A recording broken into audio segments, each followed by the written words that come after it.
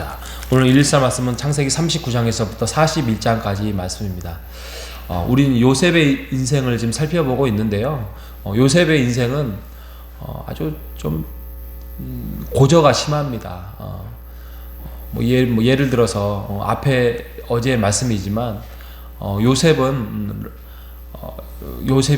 그 야곱이 사랑하는 라헬의 첫 번째 아들입니다. 그러다 보니까 다른 형제들에 비하면 아주 아버지의 사랑을 많이 받았지요.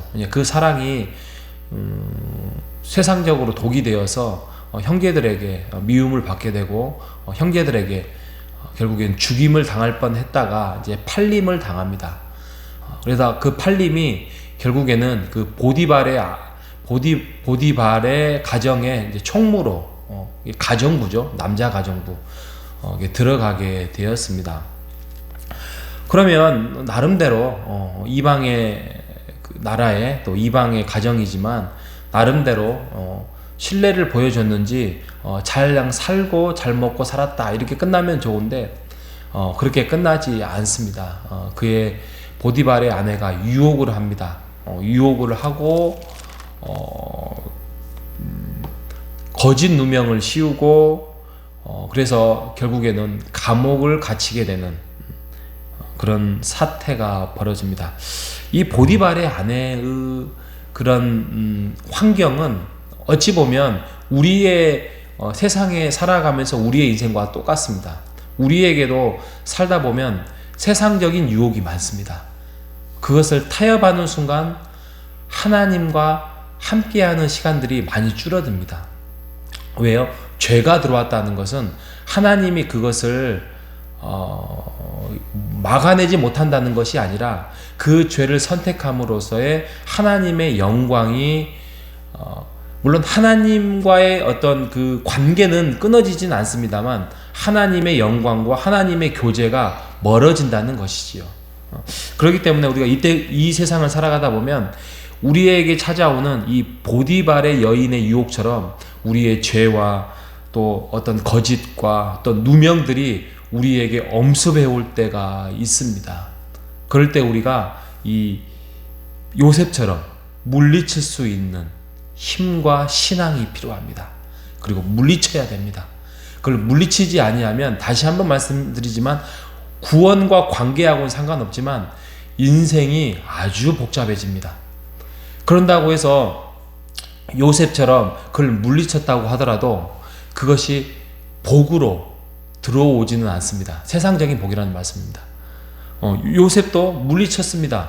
보디발의 아내 유혹 물리쳤는데 감옥에 갇히는 인생이 되지 않았겠습니까? 하지만 그 인생의 진정한 복은 무엇이냐면 우리가 오늘 이 새벽에 읽었던 것처럼 39장 21절이나 23절처럼 여호와께서 요셉과 함께 하셨다라고 합니다. 23절에도 여호와께서 요셉과 함께 하심으로 여호와께서 그를 범사에 형통하게 하셨다라는 것입니다. 지금 감옥에 갇혀 있어요. 언제 나올지 몰라요. 우리가 생각하는 뭐 한 달, 두 달의 지금 개념이 아닙니다. 이게 한 1, 2년은 좋게 걸린 지금 기간이에요. 얼마나 답답했겠습니까? 누명을 씌웠는데. 그런데 하나님께서 함께 하셨다는 것입니다. 하나님이 그의 인생에서 개입하심으로써 형통케 하셨다라고 성경은 해석합니다. 그래서 우리가 이 본문만 봐도 하나님이 말씀하시는, 성경이 말씀하시는 형통이, 성경에서 말하는 하나님의 함께 하심이 우리가 지금 현장에 있는 형통이나 하나님의 복하고는 조금 다르다는 말씀을 드리고 싶습니다. 여러분, 하나님과 함께하고 있습니까? 그것이 복입니다. 그것이 지금 인생의 당장의 어떤 부유함과 또 어떤 문제의 풀림으로 해결되지 않는다 할지라도 여러분이 하나님의 말씀을 붙잡고 있는 순간, 하나님이 함께하는 그 기도의 시간을 여러분이 확보하는 순간 그것은 여러분의 복이 된다는 사실을 기억하시고 여러분이 함께한다는 그런 확신 속에서 살아가는 우리 모두가 되시기를 바랍니다. 40장에 가면 이제 요셉이 꿈을 꿨던 두 사람의 관원장의 그 꿈을 해석을 합니다. 그래서 그 꿈을 해석하고 또 세월이 한참 지납니다. 세월이 지나서 그가 나중에는 이제 41장쯤에 가면은 그가 이제 애굽의 총리로 가는 그런 길이 되었습니다.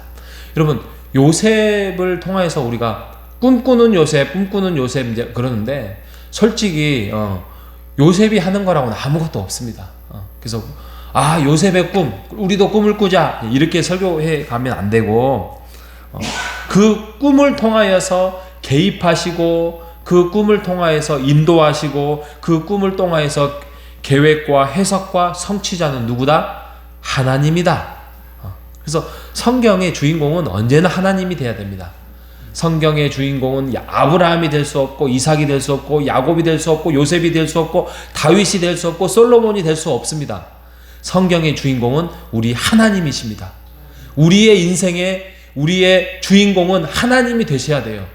우리의 인생에 내가 주도적으로 내가 주인이 되어서 이끌어 갈 수 있습니다. 하지만 그것을 내어 맡기는 것은 우리의 주인공은 하나님이라는 사실을 여러분도 이런 요셉의 꿈, 또 요셉의 일생을 통하여서 여러분 그렇게 주도하는 여러분 되시기를 바랍니다. 우리가 주도하는 것이 아니라 하나님이 주도할 수 있도록 내어 맡기는, 그래서 순종해 나가는 우리 모두가 되시기를 바랍니다. 그래서 제가 마지막으로 드리고 싶은 게 뭐냐면, 요셉의 인생을 통하여서 진정한 신앙이라는 게 뭘까? 진정한 신앙의 큰 그림이 뭘까? 저는 그것을 세 가지를 정했어요. 그래서 요셉의 일생의 3기 정했어요. 3기. 자, 3기는 세 가지의 기라는 거죠. 우리가 세상적으로 말하는 기운, 그런 게 아니라, 자, 3기. 자, 첫 번째는 기도함입니다. 기도함.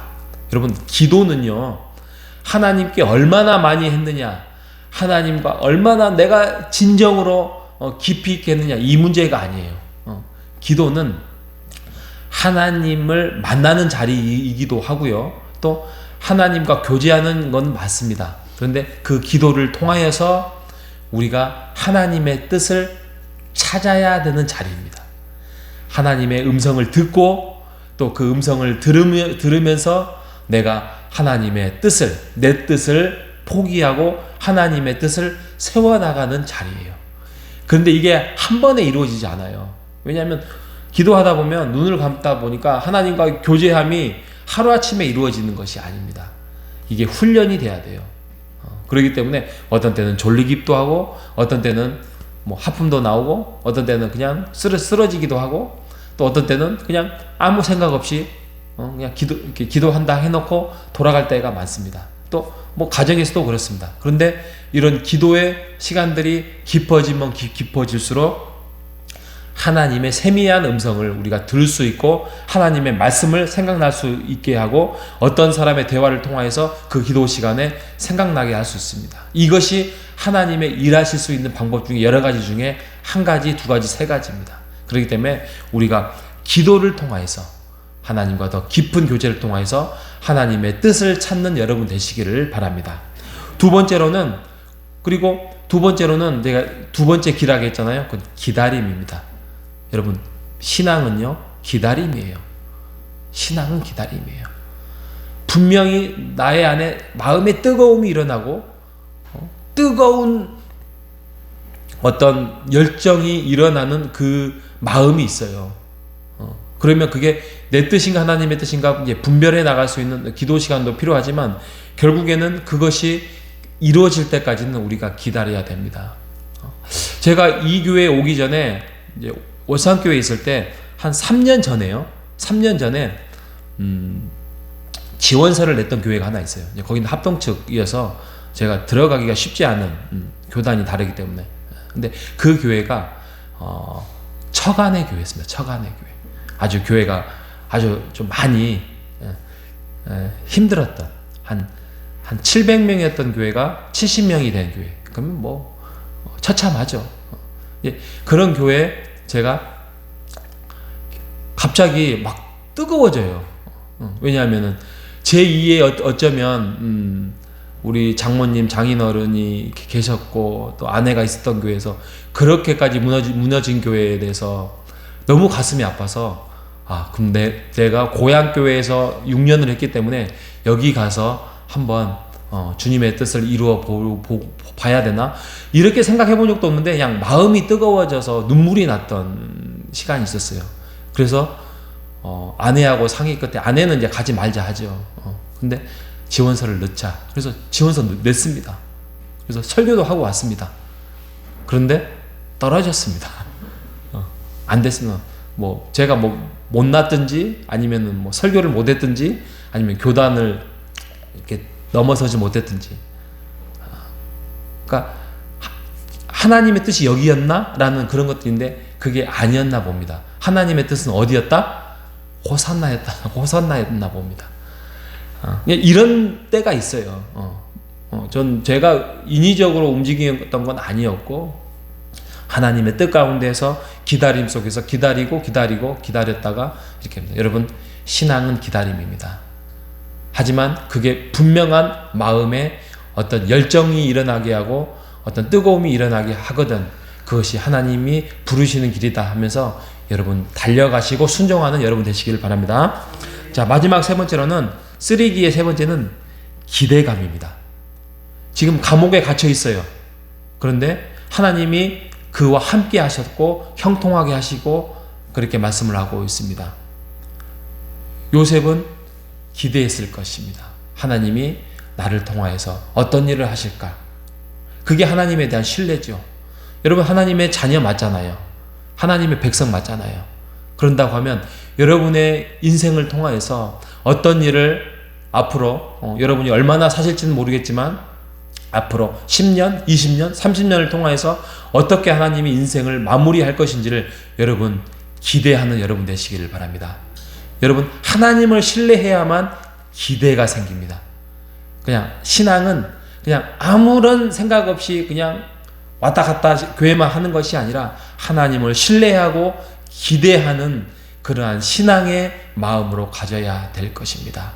여러분, 제가 말씀드렸던 우리의 하나님의 뜻을 이루어가고 우리의 신앙을 복되게 하는 것, 바로 기도하고 또 기다리고 기대하는. 그래서 요셉을 통하여서 하나님의 일하심이 우리 안에 들어와서 남은 인생 하나님의 뜻을 이루어 나가는 우리 모두가 되시기를 주님의 이름으로 축복합니다. 하나님 아버지, 감사합니다. 요셉의 일생을 통하여서 우리가 어떻게 행동해야 될지 다시 한번 알려주셔서 감사합니다. 요셉은 답답했을 것입니다. 형제들에게 배신을 당하고 또 가정 총무로 일하게 되고 또 누명을 씌워서 감옥에 갇히고 그의 인생이 풀리는 것은 아무것도 없었지만 하나님이 함께 하심으로 형통하게 될 것이라는 말씀을 통하여서 그는 기도했고 기다렸고 기대했다는 그러한 암묵적인 말씀을 우리에게 들려주셔서 감사합니다. 하나님, 그렇습니다.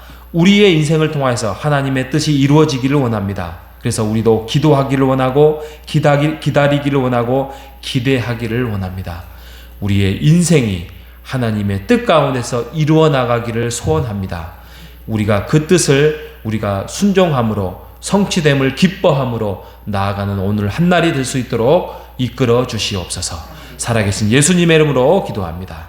아멘.